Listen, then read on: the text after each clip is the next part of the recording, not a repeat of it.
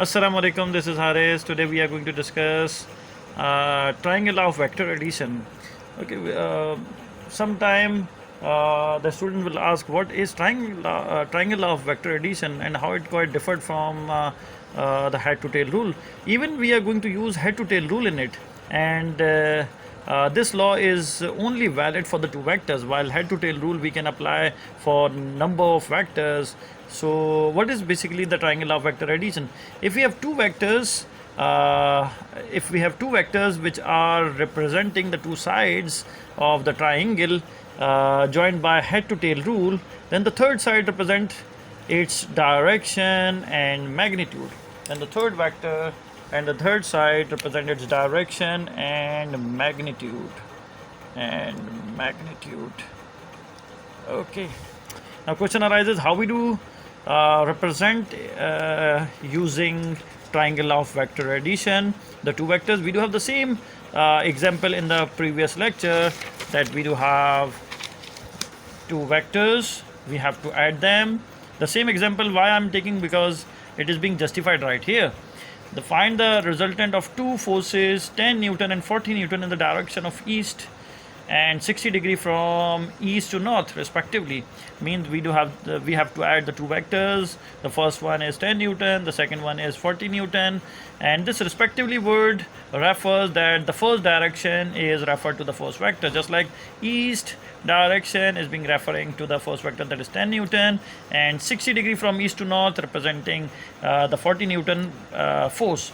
So we have to choose the suitable scale, likewise we have done in the previous lecture.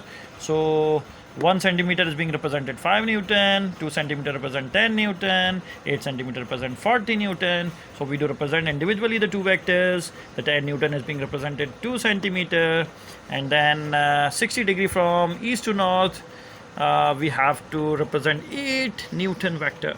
We have to represent 40 Newton vector, which is being represented with the 8 centimeter, just like this one, and this is being 60 degree. Now come to the triangle of vector addition, how we could apply right here.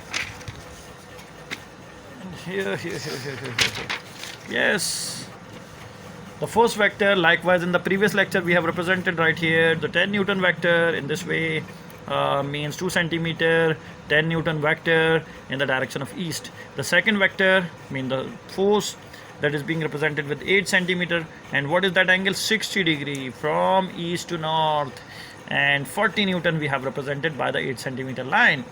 Then to get the resultant, we took the same from the tail of the first vector to the head of the last vector, and we do represent it. And even you can see that this is making a triangle. If two sides are representing the two vectors, then the third side represents the magnitude and the direction. Direction will be 50 Newton. Likewise we have done in the previous lecture. This is the same diagram. I am not plotting it again and again. Why? Because we are doing the same thing.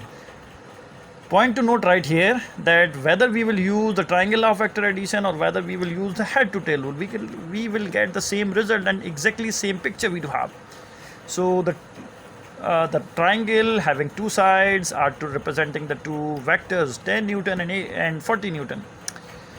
We do have the resultant vector right here, that is being 9 centimeter, and we have a scale value, that is 1 centimeter is representing 5 Newton, so 9 centimeter represents 45 Newton. The direction is 50 degree from east. 50 degree from east to north. From east to north. Yes. Kindly subscribe my channel, comment and share, and you can ask even your question that you do have. Thank you.